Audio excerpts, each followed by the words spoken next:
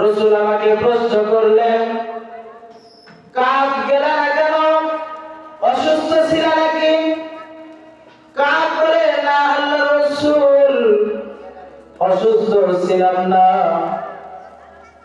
তো যুদ্ধে যাওয়ার মতো টাকা পয়সা কি তোমার ছিল না?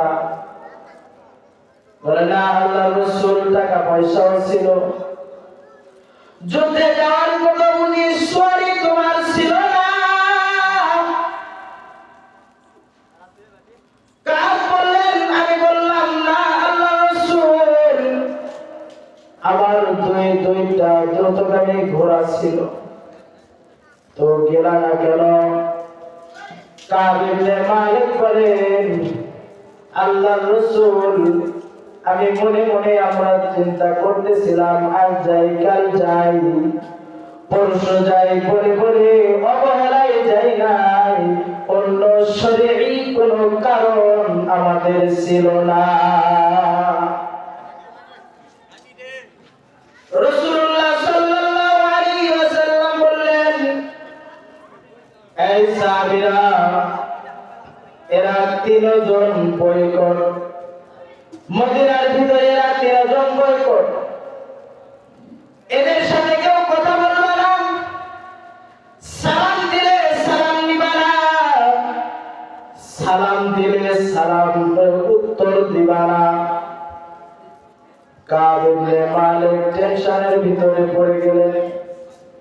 কাব ইবনে মালিক রাদিয়াল্লাহু তাআলা আনহু বাড়িতে চলে গেলেন, সমস্ত সাহাবায়ে কেরামরা বাড়িতে চলে গেলেন। কাব ইবনে মালিক বলেন যে আমি মদিনার বাজারে যাইতাম, কেউ আমার সাথে, কেউ আমার দিকে তাকাইতো না, কথা তো দূরের কথা, আমার দিকে তাকাইতো না। কাব ইবনে মালিক বলেন, হেলাল ইবনে উমাইয়া, মুরারা ইবনে রবিহা, এই দুজন ছিল বয়োবৃদ্ধ সাহাবী। এনারা ঘর থেকে শরমে বাইরে হইতেন না, কিন্তু আমি ছিলাম নওজোয়ান। আমি আল্লাহর রাসূলকে দেখার জন্য আমি মসজিদে নববীতে নামাজ পড়তাম, রাসূলের কাছে যাইতাম, সালাম দিত না, সালাম দিলে সালামের উত্তর দিত না। তবে আমি যখন নামাজে দাঁড়াইতাম, রাসূল